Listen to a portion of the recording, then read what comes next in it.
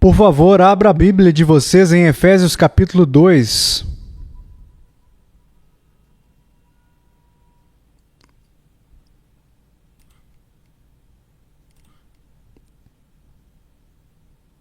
É um grande privilégio para mim estar aqui hoje e falar com vocês a respeito do Evangelho de Jesus Cristo.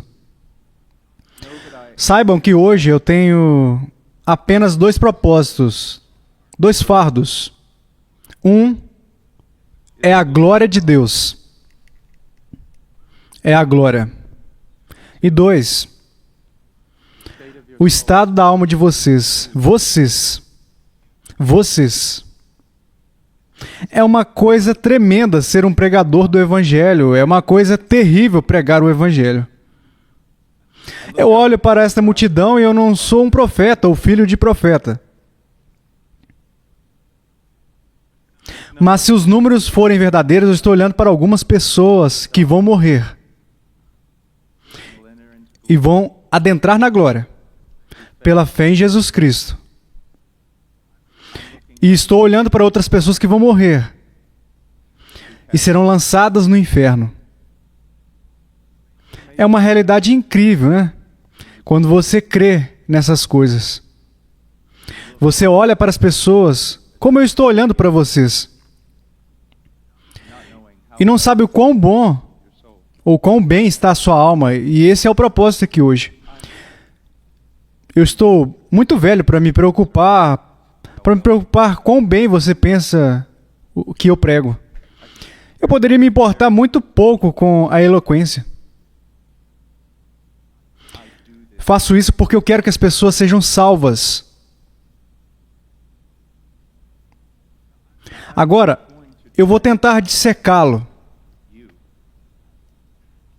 Eu espero que o Espírito de Deus receba a palavra de Deus e a exposição para iluminar a mente de vocês, para conceder a vocês a satisfação de que vocês realmente tenham nascido de novo, ou tirar toda e qualquer satisfação e mostrar a vocês que vocês estão nu diante de Deus, sem a justiça de Cristo, e que se vocês morrerem hoje, vocês vão para o inferno.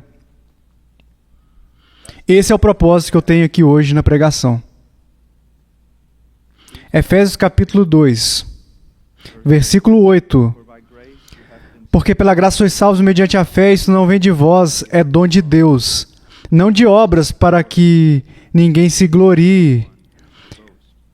Pois somos feitura dele, criados em Cristo Jesus para boas obras, as quais Deus de antemão preparou para que andássemos nelas. Vamos orar. Pai, há coisas que precisam ser realizadas aqui e que ninguém mais pode fazer. Senhor, para a glória do Teu Filho, para o louvor do Teu Filho, que o Teu Espírito venha iluminar e regenerar,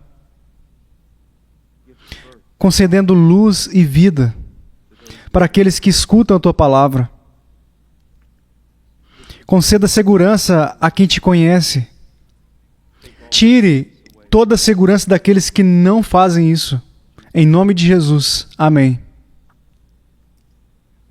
Acho que se eu pudesse dar um título para essa pregação, seria numa forma de uma pergunta.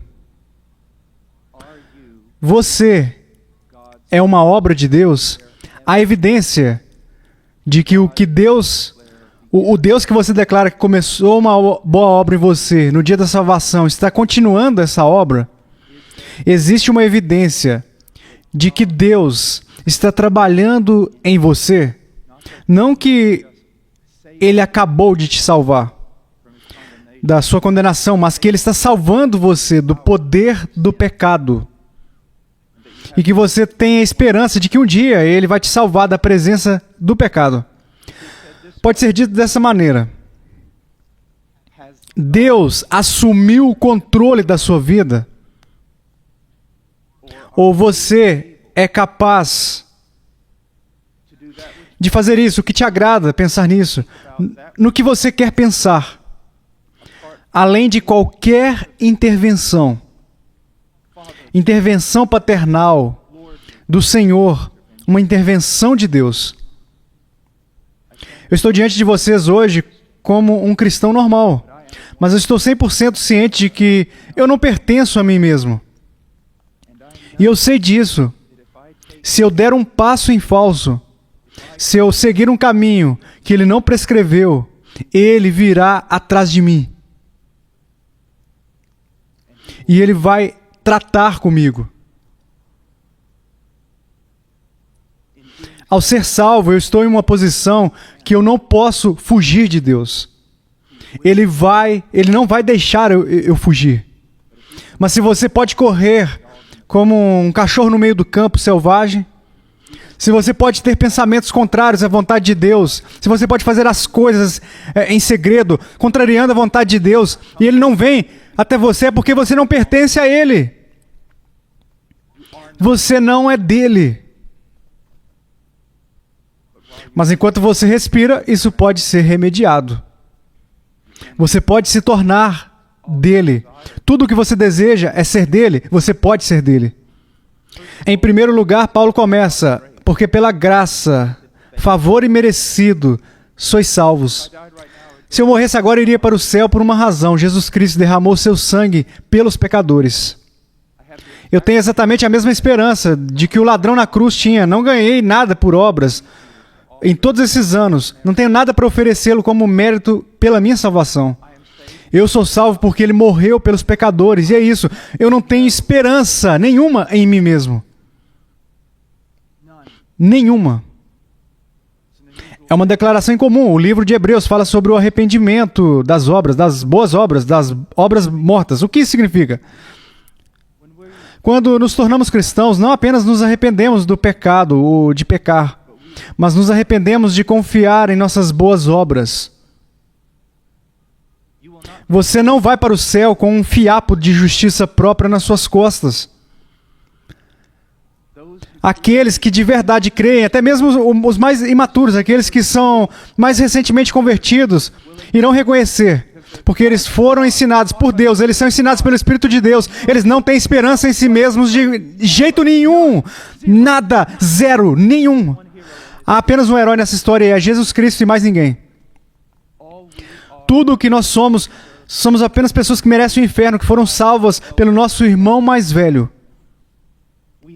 Falhamos em todos os aspectos da aliança de obras. Falhamos.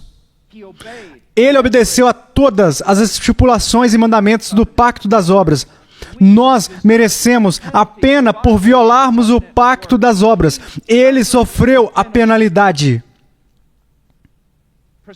prescrito pelo pacto das obras. Você entende? Diz que sois salvos pela graça, mas você também pode dizer isso. Toda pessoa que é salva pelas obras. As obras de Jesus Cristo em seu favor. Então, nós somos salvos pela graça, um favor imerecido de Deus. Se você perder isso, você perdeu o cristianismo. Através da fé. Pela fé. Pela fé. Um cristão genuíno pode duvidar da sua salvação? Absolutamente. Um cristão genuíno pode cair no desespero. Um cristão genuíno pode lutar com a segurança. E às vezes até mesmo Deus será aquele que irá tirar a segurança de um cristão, um crente, de uma maneira como ele estivesse disciplinando ele. Portanto, o crente, um verdadeiro crente, pode duvidar da sua salvação, mas o verdadeiro crente nunca duvidará da fonte da salvação. Eles estarão totalmente convencidos de que é em Cristo e somente em Cristo. Não trazemos nada em nossas mãos. Apenas a cruz de Cristo nós reivindicamos. Quantas vezes em devoções familiares, se eu olhasse para os meus filhos e dissesse: o seu pai não tem nada, nenhuma palavra de justiça, nenhuma palavra justa, nenhum pensamento reto. O pai de vocês tem apenas Cristo. Portanto, é pela graça e pela fé. Não é nada de nós mesmos, é um dom de Deus. Eu devo me arrepender para ser salvo, eu devo crer para ser salvo, e ainda assim, eu sei que todas essas coisas vêm de uma fonte singular fora de mim, vêm de Deus. Que até o meu arrependimento e a minha fé são dádivas. e que eu não sou nada mais do que um recipiente da bondade de Deus. Nem mesmo em arrependimento, nem mesmo na fé. Nós podemos nos orgulhar disso, mas apenas em Deus, que enviou seu Filho. Ele continua e diz, não de obras, para que ninguém se glorie. Se Paulo é culpado de qualquer tipo de erro estilístico em sua escrita, esse erro seria redundância. Existem algumas passagens, especialmente lá em Gálatas, onde ele é extraordinariamente redundante. Não de obras, não de obras, não de obras, não de obras, não de obras, não de obras. Nenhum mérito humano. E é isso que ele está fazendo aqui. Não de obras, para que ninguém se glorie. Aquele que se gloriar, glorie-se nisso, glorie-se no Senhor, apenas, somente no Senhor. Até o grande expositor Martin Lloyd Jones, aqueles que o visitaram nos últimos dias de sua vida, ouviam ele dizer apenas isso: eu sou um grande pecador, mas Cristo é um grande Salvador. Este é um homem tão santificado e santo que certa vez ele foi visitar um amigo no hospital. Ele se assentou lá por um tempo com ele, então ele saiu e foi. Eu ouvi isso aí um monte de vezes, na verdade, de várias pessoas. Eles disseram, depois que ele saiu, médicos, enfermeiras, o pessoal se aproximou e perguntou, quem era aquele homem santo? E ainda, Martin Lloyd Jones, o fim da sua vida, tudo o que ele poderia dizer era, eu sou um grande pecador e Cristo é um grande Salvador. É isso. É isso. É isso. O triunfo do nosso irmão mais velho. Mas então veja o que acontece. Ele continua e ele diz agora, isso é a Escritura. Ninguém poderia fazer isso. Alguém perguntou a um amigo meu uma vez que estávamos pregando na universidade e um jovem se levantou. Ele era meio tolo. E ele disse, como você sabe que a Bíblia é a palavra de Deus? E o meu amigo, brilhantemente, e eu esperava que ele entrasse em uma diátribe, sem remorso, bem requintada. Mas quando o jovem disse, como você sabe que a Bíblia é a palavra de Deus? O meu amigo simplesmente disse, bem, porque eu li. Eu li ela. E muitas vezes há momentos em que eu estou estudando, escrevendo algo, ou estudando, e eu saio do meu escritório, eu reúno todos os funcionários e pronto. Eu digo, este livro, ele é incrível, ninguém poderia fazer isso. Eu me lembro de estar no capítulo 10 de Hebreus, porque meio que consolida todo o livro em algo assim incrível, né? E eu provavelmente 3 ou 4 semanas eu estava estudando Hebreus 10 e eu ia todos os dias, ninguém poderia escrever isso. É impossível. É uma tapeçaria que nenhum ser humano seria capaz de tecer. E aqui nós vemos isso porque ele vem e nos diz que é tudo pela graça. O que poderia levar algumas pessoas não instruídas a pensar imediatamente no antinomianismo. Por isso, acreditamos em Jesus e vivemos como o diabo. Acreditamos em Jesus e não há nenhuma mudança necessária em nós. Acreditamos em Jesus e permanecemos no mundo. Agora, veja o que ele diz. Ele continua e diz, pois somos feitura dele. Agora, feitura dele, eu quero que vocês saibam. E Paulo, ele diz que não começou naquele momento que você foi salvo porque você creu. Tudo começou antes da fundação do mundo.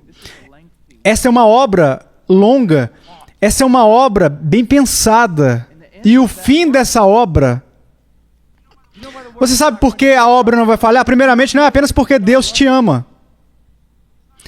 Ela não vai falhar por causa da sua reputação. O seu nome está em jogo. Ele está demonstrando o que pode fazer. Ele não vai permitir que isso falhe. Veja, não se trata apenas de você chegar à linha de chegada e ser recompensado por ter chegado lá. É a respeito de você chegar à linha de chegada e ele ser adorado porque foi ele quem te carregou. Você sabe, aquele pôster lindo que tem uma foto de uma areia e umas pegadas e de, sabe, caras caminhando nesse sonho e ele vê as pegadas de Deus caminhando bem ao lado assim dele. Mas quando ele chega nesses tempos difíceis, há apenas conjunto de pegadas. E ele pergunta, Deus, onde o Senhor estava? Suas pegadas desapareceram. E Deus diz, não, meu filho, foi nesse momento que eu te carreguei. Essa é provavelmente a coisa mais estúpida que eu já ouvi. Sem dúvida, essa é a coisa mais estúpida que alguém já escreveu. Agora, vá arrancá-lo da parede. Eu nem me importo se a sua avó deu para você, basta simplesmente arrancar da parede. Ele sempre carregou você. Ele te carregou desde o ventre. Antes mesmo de você se converter, ele carregou você. O que você está pensando?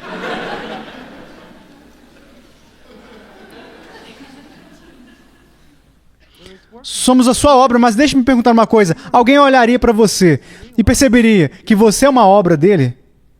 Que você não é mais de você mesmo? Você não é como uma peça de Lego animada que, por sua própria vontade, pode adicionar outras peças a você de acordo com o que você quiser. Mas existe um construtor, a parte de você que está trabalhando. E às vezes ele constrói de uma maneira que você vai, sim, é isso que eu teria feito, mas muitas vezes ele constrói de uma maneira que você diz, eu nunca teria escolhido isso por mim mesmo. Existe alguém, a parte de você no controle de quem você está se tornando. Você pode dizer isso, agora não minta para si mesmo. Você pode dizer isso? Que ele está carregando você? E ele está edificando você, está fazendo você de acordo com o plano dele. Ou você não conhece nada experimentalmente do que eu estou falando?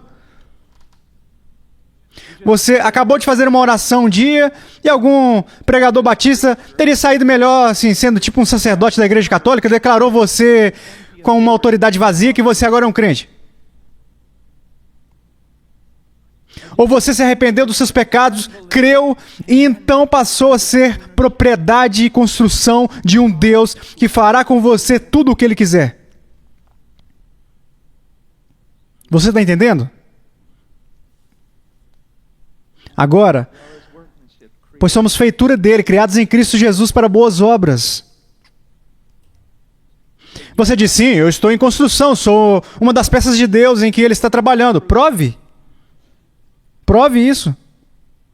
Onde estão as suas boas obras?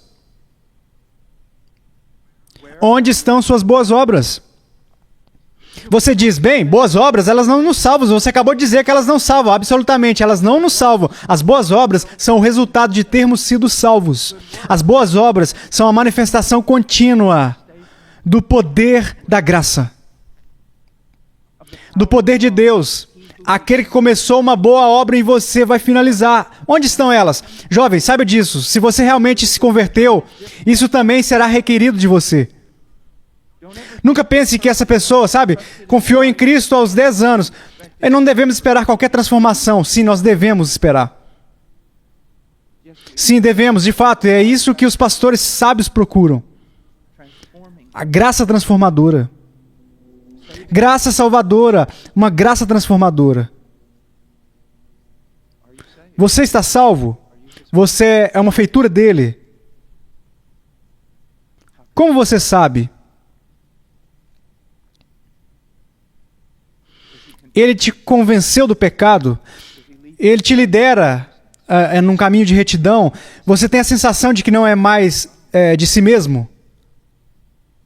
Veja, isso é real, isso é sobrenatural.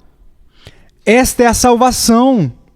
Agora, vamos partir daqui por um momento e eu quero que vocês possam ir até Hebreus 12.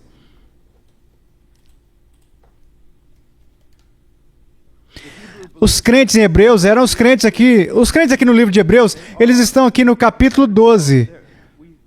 Vemos que eles estão passando por várias provações e perseguições. Isso os abalou um pouco.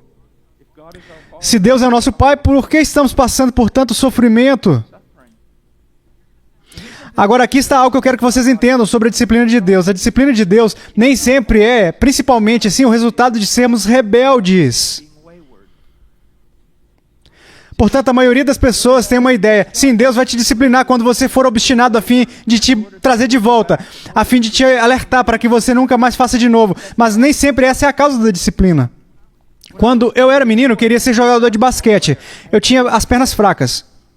Então, lá na fazenda, nós íamos por uma estrada onde a gente ia distribuindo feno durante todo o inverno para o gado. E a gente chegava ao final da estrada, estávamos provavelmente a cerca de 1 quilômetro de casa.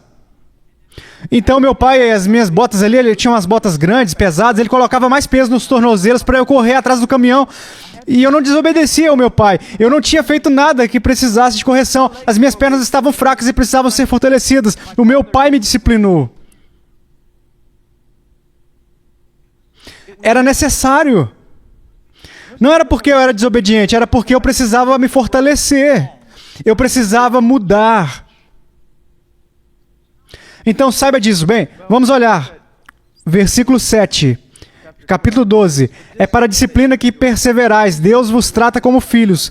Pois que filho há que o pai não corrige? Mas se estáis sem correção, de que todos se têm tornado participantes, logo sois bastardos e não filhos. Você pode correr? Você pode fazer o que você quiser? Você pode vir aqui e fingir ser um religioso?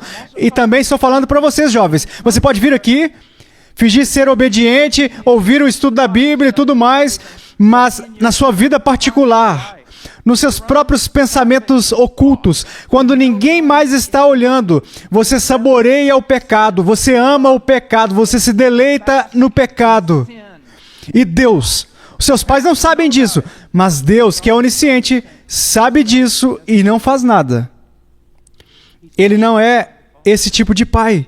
Ele não é um pai que abandona. Se você pode correr livre por aí no pecado, sem a disciplina de Deus, é porque você não é um filho de Deus. Agora, Ele é paciente, Ele é misericordioso. Mas não se engane, você não vai continuar pecando se pertencer a Ele. Você não vai. Vocês se lembram da passagem de Esaú? Amei Jacó e me aborreci de Esaú. Pense nisso por um momento. Deus abençoou Esaú. Cada promessa feita a Esaú, Deus cumpriu. Esaú era rico. Esaú era poderoso. Esaú, ele tinha uma linhagem. Ele teve uma linhagem, uma descendência depois dele. Ele tinha. E não há nenhum relato nas Escrituras onde vemos Esaú sofrendo.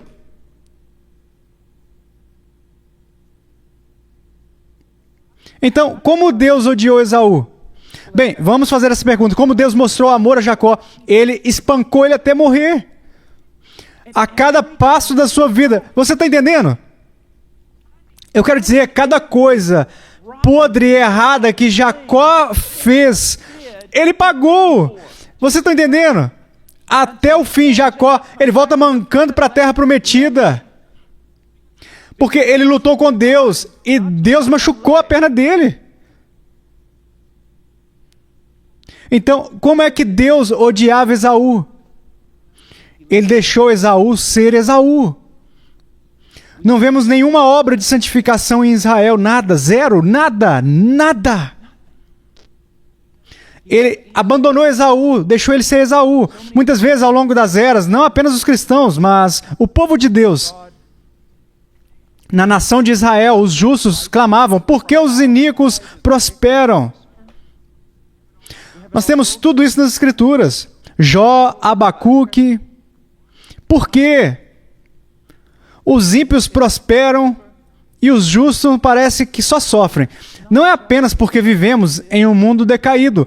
É porque um dos maiores julgamentos que Deus pode derramar sobre qualquer pessoa é simplesmente deixá-la ir embora.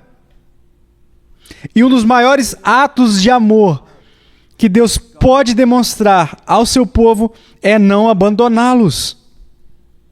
Não deixá-los ir. Você pode fugir como um cachorro selvagem no campo. Você pode esconder o pecado de todo mundo, inclusive de Deus. Você não pertence a Deus, porque eu te garanto que você não está escondendo o seu pecado. Você simplesmente está fora da família dele.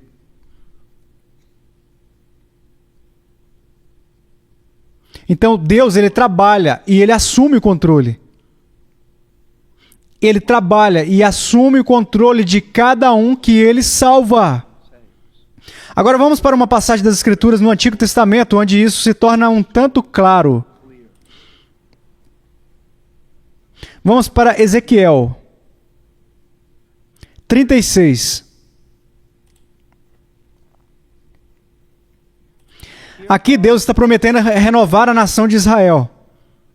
Mas existem alguns princípios aqui, existem algumas coisas que podemos extrair deste texto, que se aplicam ao povo de Deus em todos os lugares. Em primeiro lugar, no versículo 22, capítulo 36, ele diz... Diz, e portanto a casa de Israel, assim diz o Senhor Deus, não é por amor de vós que eu faço isto, ó casa de Israel, mas pelo meu santo nome, que profanaste entre as nações para onde fostes. Vindicarei a santidade do meu grande nome, que foi profanado entre as nações, o qual profanastes no meio delas. As nações saberão que eu sou o Senhor, diz o Senhor Deus, quando eu vindicar a minha santidade perante elas. Por que é que quando Deus salva uma pessoa, Ele não vai deixar essa pessoa abandonada sozinha, mas vai trabalhar e trabalhar e trabalhar para santificar essa pessoa, para transformar essa pessoa, para conformar essa pessoa à imagem de Deus? Por que Ele faz isso? Ele faz isso pelo seu próprio homônimo, porque a sua reputação está em jogo. A calúnia seria essa: você tinha o poder de livrá-los da condenação do pecado, mas não tinha o poder de livrá-los do poder do pecado. Você começou uma boa obra neles, mas não conseguiu finalizar. Agora, marca aqui por um segundo, eu quero que vocês corram por um momento para o livro de Números, capítulo 14, onde Deus testa Moisés. E vemos uma coisa muito semelhante, como eu acabei de descrever no livro de Ezequiel. Números capítulo 14. Versículo 11. Disse o Senhor a Moisés: até quando me provocará este povo, e até quando não crerá em mim, a despeito de todos os sinais que fiz no meio dele? Com pestilência o ferirei e o deserdarei, e farei de ti, Moisés, farei de ti povo maior e mais forte do que este. Ele está testando Moisés como um intercessor e nos dando uma bela imagem de Cristo. Versículo 13. Respondeu Moisés ao Senhor: os egípcios não somente ouviram que com a tua força fizeste subir este povo do meio deles, mas também o disseram aos moradores desta terra. Ouviram que tu, ó Senhor, estás no meio deste povo, que face a face, ó Senhor, lhes apareces, tua nuvem está sobre eles, e vais adiante deles numa coluna de nuvem de dia e numa coluna de fogo de noite. Você se identificou com este povo, Senhor? Você se identificou com eles? Versículo 15. Se matares este povo como a um só homem, as gentes, pois que antes ouviram a tua fama, dirão: não podendo o Senhor fazer entrar este povo na terra que lhe prometeu com juramento, os matou no deserto. Vocês estão vendo isso? Pelo que Moisés está lutando aqui? Eu creio que ele tinha um coração voltado para o povo de Deus. Ele estava lutando pelo povo de Deus. Ele os amava, mas o mais importante, ele estava lutando para a glória de Deus. Ele disse: o Senhor salvou essas pessoas, o Senhor os tirou do Egito, e todas as nações sabem disso. O seu nome está sendo identificado com essa obra, e todos sabem que o Senhor prometeu colocá-los na terra prometida. Agora, se o Senhor matá-los aqui no meio do deserto, todos dirão que o Senhor não pôde fazer o que o Senhor decretou que iria fazer. É por isso que quando eu me levantei aqui, eu disse não apenas que estou preocupado com vocês, mas com a própria glória de Deus. Incontáveis pastores evangélicos, incontáveis pastores em sua denominação, as Batistas do Sul, eles trazem blasfêmia ao nome de Deus. Blasfêmia, e vocês precisam saber disso. E no dia do julgamento, isso não irá terminar bem para eles. Eles pregam um evangelho tão superficial, eles não têm nenhum conceito de conversão, regeneração, ou da obra do Espírito Santo na alma de um homem. E assim a grande maioria da igreja é carnal, porque a grande maioria das suas assim chamadas igrejas não são convertidas e não são regeneradas. Então as nações olham. As nações olham e dizem: onde está o Deus de vocês? Então, as Escrituras cumprem, o nome de Deus é blasfemado por vossa causa. Não. Deus salva um homem da condenação do pecado e Deus não vai deixar ele fugir porque ele começa a salvá-lo do poder do pecado. O crente alcançará a perfeição nesta vida? Absolutamente não. Mas haverá uma mudança perceptível.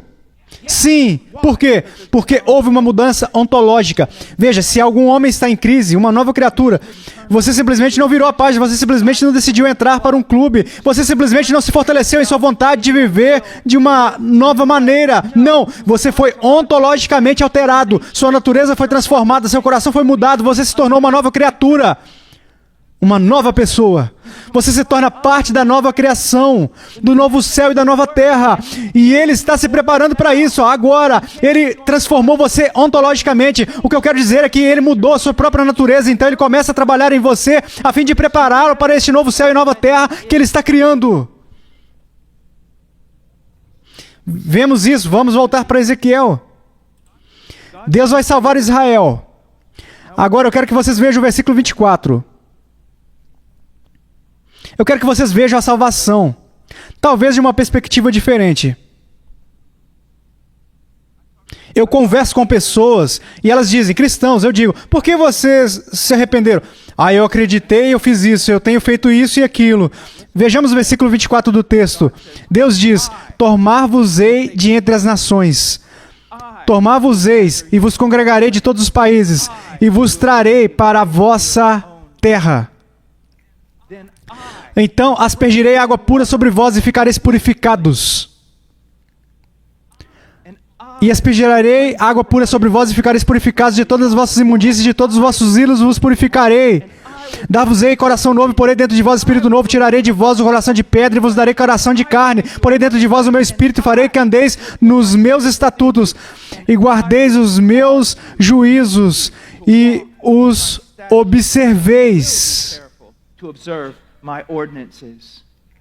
Olhem para isso.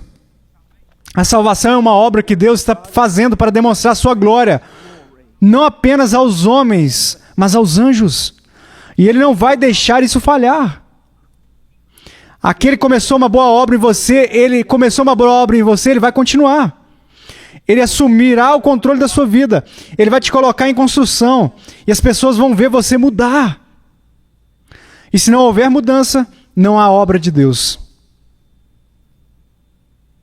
Porque Ele está fazendo isso para demonstrar o quão poderoso Ele é. Vocês estão entendendo? Agora, veja algumas coisas. Versículo 25. Então aspergirei água pura sobre vós e ficareis purificados. De todas as vossas imundícias e de todos os vossos ídolos vos purificarei. Eu conto uma ilustração. Eu fui criado em uma fazenda em Illinois. E os meninos da fazenda adoram nadar em lagos, rios e tudo isso. Eles nadam até na água atrás do gado também. Eles nadam em todos os lados, só não gostam de tomar banho. E eu entrei sujo, eu estava imundo. Talvez alguns de vocês tenham sido criados em uma fazenda. Cada fenda tinha uma sujeira no meu corpo. A minha mãe disse, vai tomar banho. E eu disse... Eu estava me sentindo um homem naquele dia, eu tinha uns 9 anos, e eu disse, acho que não. Acho que não. Isso foi quando ainda era legal os pais matarem os filhos. Minha mãe olhou para mim e disse, você vai tomar banho. Ok, já disse o suficiente.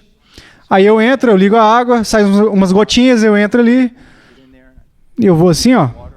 Rego assim, pego a toalha branca dela e eu enxugo com a toalha. E agora, ela se tornou uma toalha preta, cheia de lama. Tudo estava indo bem. Eu estou prestes a colocar meu pijama. E a minha mãe, ela entra em jogo. O meu mundo mudou naquele momento. A minha mãe, ela foi uma mulher criada na fazenda, no rancho. Ela podia segurar o gado no braço. Ela podia fazer qualquer coisa, ela conseguia carregar feno, melhor do que um homem, e as suas mãos eram como a lima de um cavalo. A minha mãe agarrou, me apertou, ela ligou a água o mais quente possível e me esfregou com tanta força que quando eu saí da banheira parecia que a glória Shekinah de Deus estava chegando.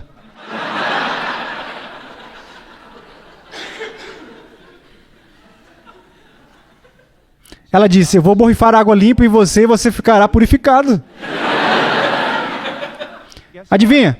A minha mãe é mais poderosa do que o Deus da maioria dos pregadores.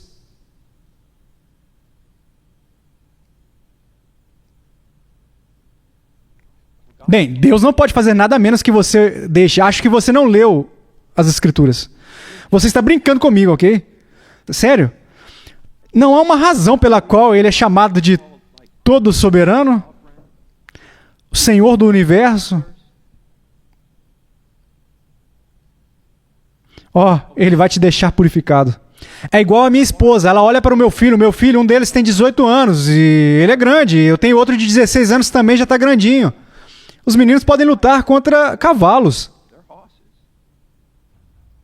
A minha esposa ainda vai olhar para eles e dizer, olha, nós podemos fazer dessa maneira fácil, mas podemos fazer também da maneira fácil, porque para mim as duas maneiras são fáceis.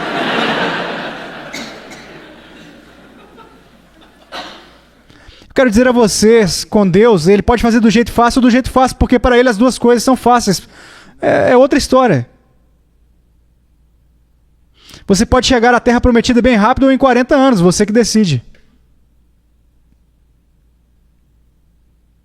Mas aqui está uma coisa incrível. Ele muda o nosso comportamento, nos faz caminhar com Ele, porque nos transforma ontologicamente, transforma a nossa natureza, nos faz novos, nos concede um novo coração, uma nova natureza, que possui afeição pela justiça. E quando nós vemos a sua lei justa, agora nós queremos obedecê-la. E quando não obedecemos, o que muitas vezes não fazemos porque ainda estamos em um processo, lamentamos porque nós não fazemos. Porque veja o que ele diz, 26, além disso, aqui, dar-vos-ei coração novo, e porém dentro de vós espírito novo. Tirarei de vós o coração de pedra, e vos darei coração de carne. A carne, geralmente, na Bíblia, é algo negativo, mas não aqui. Aqui se refere a algo vivo. Ele diz, eu tirarei de vós esse coração de pedra, inanimado, perverso, esse coração que está morto para mim, e vivo para todo tipo de maldade. Eu vou tirar esse coração. E eu vou colocar no lugar desse coração um coração de carne, um coração que vai responder aos estímulos de justiça, um coração que está vivo para mim e que vai me seguir. Agora, isso não é poesia. Isso é real. Isso é o que nós chamamos de doutrina da regeneração. Esse é o significado de nascer de novo. Na maioria da teologia evangélica, desde 1950, nascer de novo já não significa mais nada. Mas você tomou uma decisão. Então você fez uma oração, levantou sua mão, e isso para eles é nascer de novo. É por isso que é chamado de nascer de novo. A regeneração é uma obra do Espírito de Deus, que eu acredito, manifesta o maior poder de Deus e da própria criação do universo.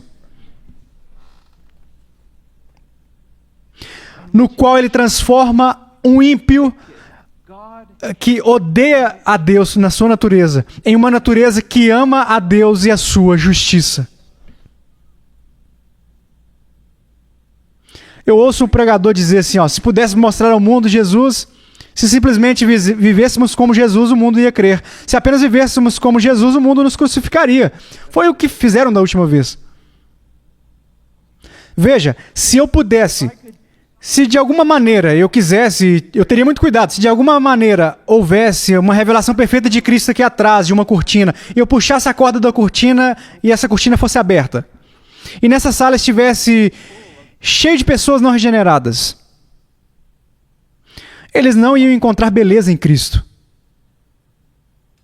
Na verdade, quanto mais um coração não regenerado enxerga Deus, mais esse coração não regenerado odeia a Deus.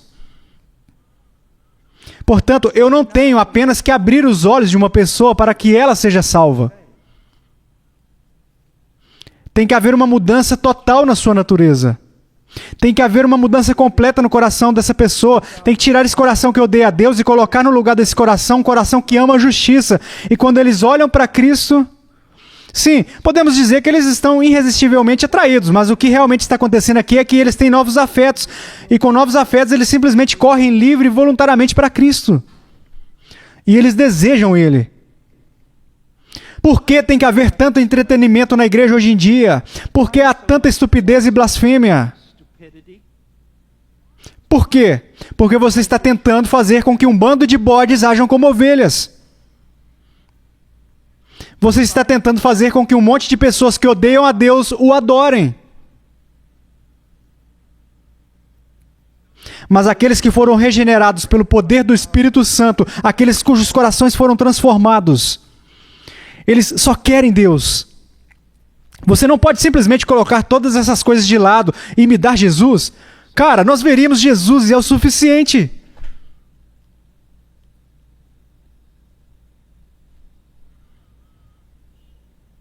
Veja o que ele diz: porei dentro de vós o meu espírito, e farei que andeis nos meus estatutos, guardeis os meus juízos e os observeis.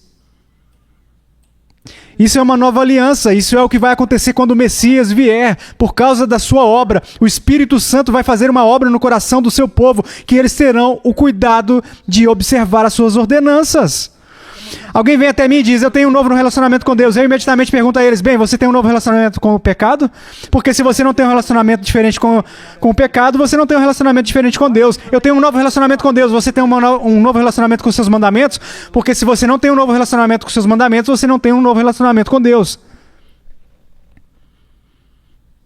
E isso não é algo que dura apenas no momento da conversão e depois mais alguns dias. É algo que continua, porque quem começou a obra vai completar ela. Spurgeon uma vez foi repreendido porque pregou um magnífico sermão do Evangelho e então dispensou o povo, e alguém veio até ele e disse: irmão, você tem que golpear enquanto o ferro está quente. E ele diz: bem, se Deus é quem está esquentando o ferro, vai ficar quente. É uma obra de Deus. Aquele que começou vai finalizar. Vai finalizar até o dia de Cristo Jesus. Agora, eu quero ir para uma passagem que muitas vezes é simplesmente assim, as pessoas não sabem que ela está lá, mas é uma das passagens mais bonitas de todas as Escrituras. Está em Jeremias 32.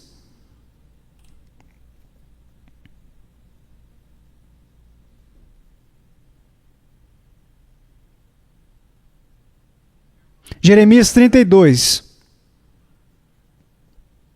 Versículo 38. Eles serão meu povo e eu serei seu Deus. Eles serão meu povo e eu serei o seu Deus. Isso é desde o começo. Isso tem sido o desejo divino desde o início. Veja, quando Israel foi tirado do Egito, o que você precisa entender era basicamente uma nação secular, não convertida, trazida do Egito. E dentro da nação de Israel havia uma pequena, minúscula maioria de crentes genuínos em Deus. E nós vemos isso, não vemos? Uma vez que entramos no deserto.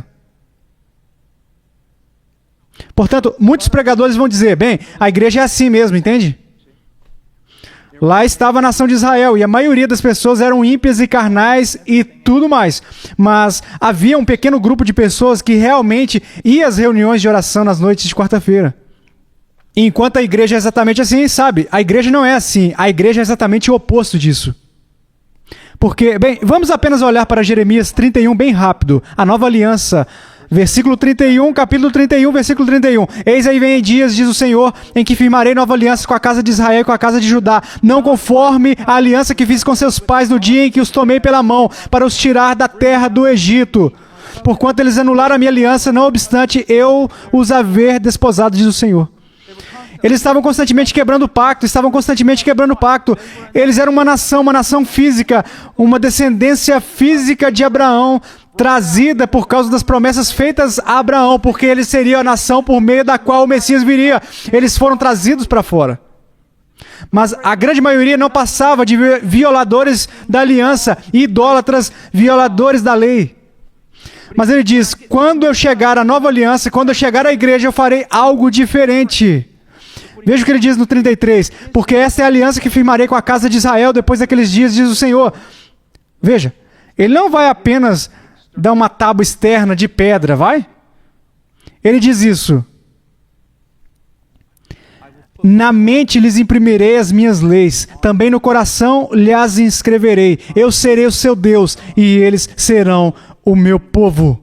Porque esta é uma obra sobrenatural, uma transformação da natureza, uma transformação do coração, uma mente iluminada, concedendo o dom do Espírito Santo. Versículo 34, não ensinará jamais cada um ao seu próximo, nem cada um ao seu irmão, dizendo, conhece ao Senhor, porque todos que estão verdadeiramente na igreja, todos me conhecerão, desde o menor até o maior deles, diz o Senhor. Pois perdoarei as suas iniquidades e dos seus pecados jamais me lembrarei. O que acontece quando alguém se torna cristão? Isso é o resultado de uma obra de recriação sobrenatural de Deus. E se isso não bastasse, ele promete que a partir daquele momento, ele também irá continuar a trabalhar neles, e a trabalhar neles, e a trabalhar neles, e a transformá-los, e a mudá-los, e a protegê-los, e a discipliná-los, até os conduzir à glória. Mas quantas pessoas na comunidade evangélica declaram ser cristãos, nascidos de novo, e não há transformação, não há disciplina, não há operação de Deus. Acabaram de chegar à igreja no domingo. Eles não estão procurando conformar a vida deles interiormente com a palavra de Deus. Eles não estão procurando ser maridos ou esposas conforme a palavra de Deus. Eles não estão procurando conformar a sua família com a palavra de Deus. Não estão conformando suas práticas comerciais com a palavra de Deus. A forma como eles votam não tem nada a ver com a palavra de Deus. Eles não têm nada a ver com a palavra de Deus e a vontade de Deus, porque Deus não tem nada a ver com eles.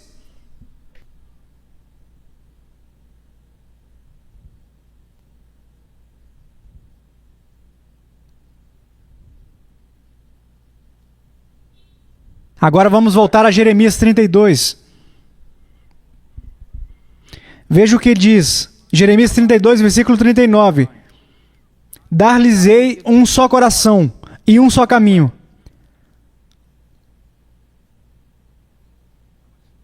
Eu estava nas selvas do Peru, estávamos em uma zona de perigo. Havíamos viajado 25 horas numa carroceria de um caminhão e estávamos cobertos de lama. Isso era muito difícil de fazer no sol da Amazônia. Finalmente chegamos a um lugar chamado Acedadeiro e era cerca de meia-noite. E eu e o meu amigo Paco saltamos e entramos na selva, debaixo da selva, assim, nas sombras. Ninguém podia nos ver. E começamos a subir até uma pequena cidade chamada Engenho, em Tamboli. Porque os crentes estavam sofrendo, eles estavam com medo, havia terroristas e tudo mais, os maoístas, os marxistas e tudo isso. Então fizemos nosso caminho, chegamos a uma pequena aldeia e nós olhamos, eu disse, você sabe, se entrarmos nos terucos, os terroristas estão aqui, seremos mortos. Precisamos realmente ter algum cuidado agora. Vamos ficar aqui nas sombras por um momento. E de repente esse bêbado passou. E nós dissemos a ele, irmão, existem irmãos aqui? Existem alguns evangélicos aqui? E ele disse alguns palavrões e disse, você sabe, está uma velha ali, há uma velha ali. Então havia uma cabana feita de adobe, então um porão e parte de uma cabana ali cortada na encosta de uma montanha. Era apenas um buraco de argila assim, e eu bati na porta. Ela abriu a porta naquela altura, ela estava morrendo de medo, então, quando ela me viu, eu sou 2 vezes mais alto do que ela. E eu disse, somos evangélicos, necessitamos de ajuda. Somos evangélicos, precisamos de ajuda. Ela largou a lanterna, ela me agarrou, ela me arrastou para dentro, ela agarrou o Paco, arrastou ele para dentro, fechou a porta. E como uma avó, nos repreendeu por nos colocarmos em perigo. E então ela nos levou até o seu porão e, de novo, era um buraco de argila. E ela chamou um menininho, falou com ele por um segundo, ele saiu correndo. 20 minutos depois, um homem apareceu, simplesmente um velho pobre, apareceu com um pouco de comida. Batata doce, mais ou menos, umas coisas assim. Outro apareceu com uma galinha. Eles começaram a preparar comida. Agora, eu estou falando muito sério sobre teologia, sou reformado, sou calvinista. Esta era uma família de nazarenos que amavam Jesus Cristo, que criam na salvação pela fé. Você está vendo isso bem aqui? Versículo 39. Vou dar a eles um coração novo. Sim, as diferenças teológicas são importantes. O fato é que eles nasceram de novo. Estavam dispostos a arriscar suas vidas só por causa de pertencermos a Cristo. Um coração, um caminho. Eu creio em santidade. Essa família nazarena cria em santidade. Eu creio na salvação somente por meio de Cristo e somente por Cristo. Agora, eu teria adorado ter sentado e realmente ajudado no que diz respeito à doutrina, mas acho que você está vendo algo sobrenatural acontecendo com eles. Eles arriscaram suas vidas, aquele pequeno grupo de crentes, para acolher um americano que estava sendo espionado mais tarde. Nós descobrimos. Veja, Deus deu a eles, nos deu um coração e um só caminho. Para nós dois, para eles e para mim. Dar-lhes-ei um só coração e um só caminho. O que é esse caminho? O Antigo Testamento, os profetas, aquele caminho de santidade. Um caminho de santidade. Ele diz, dar-lhes-ei um só coração e um só caminho para que me temam todos os dias. Você teme a Deus? Não, não brinque comigo. Você teme a Deus a ponto de, às vezes, algo aparecer na internet e você ter que desligar e sair correndo da sala? Você teme a Deus e não assiste a certas coisas que outras pessoas assistem? Você teme a Deus e, portanto, você se veste com modéstia? Você teme a Deus e, portanto, está nas Escrituras e está orando para derrotar a carne? Você teme a Deus? Ou você é apenas um desses evangélicos sulistas corriqueiros que vai morrer e vai para o inferno?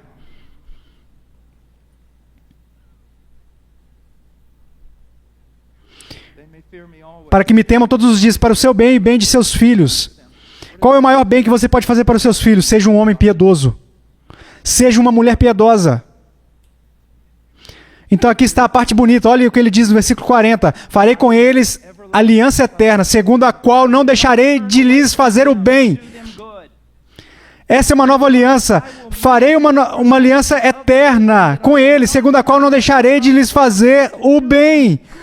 Deus, mesmo quando Deus me disciplina, Ele me ama e não se voltou para o lado sombrio de mim.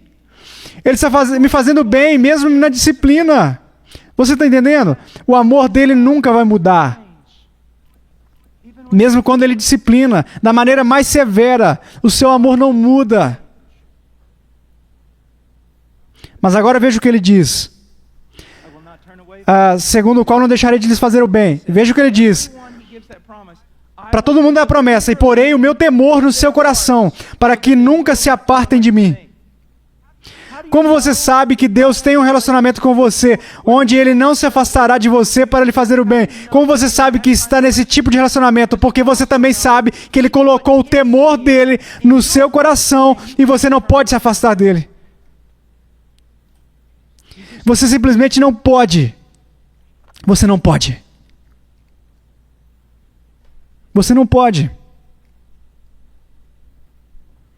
Eu me lembro lá na Romênia, um homem veio até mim e ele conversou com tantas pessoas, ele não tinha a segurança da salvação e ele simplesmente conversou por 1 hora. Eu conduzi ele a 1 João, levei ele para tantos lugares nas Escrituras e nós estávamos sentados lá e finalmente eu disse a ele, quantos anos você tem? Acho que ele disse que tinha 20 anos. Eu disse, ok. Eu disse, aqui está o que eu quero que você faça hoje à noite. Vá a um bar. E ele disse, o quê? Eu disse, vá a um bar, uma boate, o que quer que você queira fazer aqui na Romênia. Vá a um bar. Fazer o quê? Ele disse. Se embriague. O quê? Fique bêbado. Festeje, encontre algumas garotas, tenha o melhor tempo que você puder e simplesmente continue fazendo isso.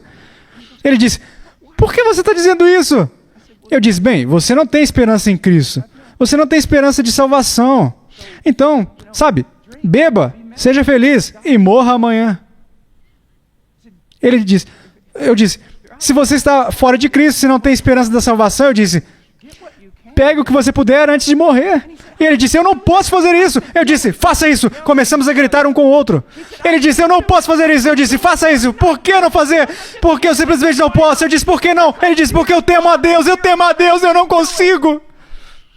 E eu disse, farei com eles aliança eterna, segundo a qual não deixarei de lhes fazer o bem, e porei o meu temor no seu coração para que nunca se apartem de mim. E ele disse, Eu pertenço a Ele, não é? Sim. Parece que sim, não é? Eu nunca poderia fazer isso, irmão Paul. Cristo morreu. Mesmo que Ele me mande para o inferno, ainda não posso fazer isso.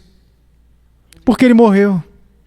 Eu disse, filho, as pessoas que pensam assim não estão separadas de Cristo. Você está entendendo? Você está entendendo? Onde você está? Onde você está, Adão? Onde você está? Onde você está? Você está separado de Cristo? Não há evidência de fé genuína? Não há arrependimento contínuo? Para os muitos fracassos que você vê em sua vida, como eu vejo na minha, não há quebrantamento? Não há luto pelo fato de você amá-lo muito pouco? Não há nenhuma evidência de que ele está disciplinando e controlando você? Nenhum? Então vamos examinar nossos corações, examinar os nossos caminhos. Mas lembre-se sempre disso. Nunca, quando o evangelho é pregado, os homens nunca são instruídos a adiar. Hoje é o dia da salvação. Se afaste do seu pecado. Se afaste do seu pecado. E confie em Cristo. Agora, eu quero dizer algo bem rápido, porque algumas pessoas, muitas vezes, são pessoas, então, eles entendem mal o arrependimento. Significa uma mudança na mente. Você diz, bem, isso parece tão superficial, não quando você entende que a mente é o centro de controle de tudo, o que você é. Das suas emoções, da sua vontade, suas ações. Você está sentado aqui calmamente porque não acredita que este prédio está pegando fogo. E você está sentado aqui calmamente porque pensa que o edifício não está pegando fogo. Mas se você mudar de ideia e achar que o prédio está sendo consumido pelas chamas, as suas emoções vão ser transformadas, a sua vontade vai mudar e as suas ações vão mudar. O apóstolo Paulo partiu de Jerusalém para a estrada de Damasco. Na estrada para Damasco, ele partiu de Jerusalém, ele pensou que Jesus Cristo, ou Jesus, era um falso profeta, o pior que já surgiu em Israel. Ele achava que os cristãos mereciam morrer como hereges. Isso é o que ele pensava. E ele agiu de acordo com o que pensava. Então o que aconteceu? Ele teve um encontro com o Senhor ressurreto na estrada até Damasco. E o que aconteceu com Paulo? Ele teve a mente transformada. Ele percebeu que aquele que ele pensava ser o maior falso profeta e blasfemo da história de Israel, que na verdade ele era o filho do Deus vivo. Ele percebeu que as pessoas que ele pensava serem hereges, que mereciam morrer pelas suas próprias mãos, eram na verdade o povo de Deus, e ele era o perseguidor desse povo. Ele mudou de ideia. E o que aconteceu quando ele chegou a Damasco? Ele foi batizado e começou a pregar o Cristo vivo, que uma vez ele perseguiu. Um homem rico que pensa que a riqueza dele é tudo. Ele acha que a notoriedade dele na cidade é a grande coisa que acontece. Ele pensa que ele é o cara. Ele acha que não há vida melhor do que a que ele tem. Mas todos os dias, quando ele entra na sua empresa, ele tem que pisar na calçada. E há um pregador ali pregando justiça, pregando a Cristo. E ele não pode suportar esse pregador. Mas um dia, ao entrar no seu escritório, ele viu aquilo e ele foi atraído. Porque caiu do bolso do pregador, ele pegou por curiosidade e ele começou a ler aquilo. Então ele desceu, ele ligou para o pregador e disse, por favor, venha até o meu escritório. Eu preciso falar com você. Por quê? Ele percebeu, tudo em que ele acreditava estava errado. Ele estava errado a respeito de tudo o que importava para ele. Ele estava errado sobre a realidade. Ele teve uma mudança de mente. Ele sabia que ele estava errado em todas as coisas. E ele abraçou Cristo como a única coisa certa, a única coisa real, a única coisa verdadeira. Uma menina, ela está no colégio e ela é a rainha da beleza desse colégio. Ela tem uma comitiva que corre com ela e tudo o que ela pode fazer é se olhar no espelho e pensar em maquiagem, revistas, líderes de torcida e isso que ela faz. E a superficialidade não vai longe o suficiente para descrever o que a mente dela e o coração são. Tem esse tipo de garota simples que fica sozinha no refeitório todos os dias porque ela não está no meio da multidão e está lendo a Bíblia. E um dia a menina vai ali, a rainha da beleza, só para zombar um pouquinho. Mas aí senta, começa a conversar com ela, percebe que as respostas dela não são o que ela esperava. E sem que os outros amigos soubessem, ela ligou para ela um dia e disse: poderíamos nos encontrar? Eu gostaria de conversar com você. E essa rainha da beleza, aquela rainha do baile, ela descobre que está errada sobre todas as coisas, que a sua beleza é uma feiura, que é tudo superficialidade. E só mostra o quão patética ela é, que ela se enganou em todas as coisas. Ela teve a mente transformada. E agora ela se veste com a beleza de Cristo. O jovem do time de futebol. E já que o futebol é tão idolatrado, ele é um ídolo. Idolatrado até na igreja. Ele é o cara. Ele é o cara. Ele será um quarterback, ele pode jogar até na faculdade. Ele acha que todo o problema é que a maioria das pessoas da igreja encheu a sua cabeça com esse tipo de ideias. Eles o honram e não a criança que memoriza a escritura. Então um dia ele deu de cara com o garoto que memorizou a escritura. Ele não para necessariamente de jogar futebol, mas ele vê que comparado a Cristo, nada mais é do que uma brincadeira de criança, uma coisa tola. E agora ele só quer usar isso para ter algum tipo de testemunho, para poder falar às pessoas sobre Cristo. A sua mente foi transformada. Ele descobriu que o sol não gira em torno da terra, que Deus não gira em torno dele, mas tudo gira em torno do Filho de Deus, que morreu e ressuscitou dentre os mortos. Isso é arrependimento. O arrependimento é quando você reconhece que está errado e se volta para o que é certo, acreditando nisso, confiando nisso, agarrando-se a isso, não apenas como uma fuga da condenação do pecado, mas como um meio de escapar do poder do pecado, de ser transformado e conformado à imagem de Cristo. Isso é ser um cristão. Isso é ser um cristão. Você é cristão? Você é cristão? Você é cristão? Se a sua alma está perturbada e você precisa conversar, por favor, venha conversar. Converse com os pastores, converse com os presbíteros. Lamento o fato de que tenho que entrar em um avião agora e tenho que ir para casa. Se eu estivesse aqui, eu ficaria com você por horas hoje, porque a sua alma é muito importante. Não saia daqui no estado em que você chegou. Confie em Cristo. Lance-se em Cristo. O que eu devo fazer? Lance-se em Cristo. Lembra do que eu disse? Estou salvo agora não porque preguei por 35 anos ou fui perseguido na selva por terroristas pela causa de Cristo. Não, eu estou salvo pela mesma razão pela qual todos são salvos. 2000 anos atrás, o Filho de Deus morreu em uma cruz por este pecador miserável e ele pagou por todos os meus crimes contra Deus. Ele é tudo, eu não sou nada. Ele sempre será o herói. Eu sou apenas aquele que foi salvo pelo herói. Confie nele, jogue-se nele, abandone toda a confiança. Reconheça que você está errado em tudo, que isso não tem nada a ver com Cristo. Então simplesmente se lance em Cristo. Se lance em Cristo. Vamos orar. Pai, obrigado pela tua palavra. Obrigado pelo teu evangelho. Ó Deus, e que possamos pregar isso e fazer os homens crerem, e as mulheres crerem, e as crianças crerem até serem salvos. E para a liberdade da condenação e do poder, em nome de Jesus. Amém.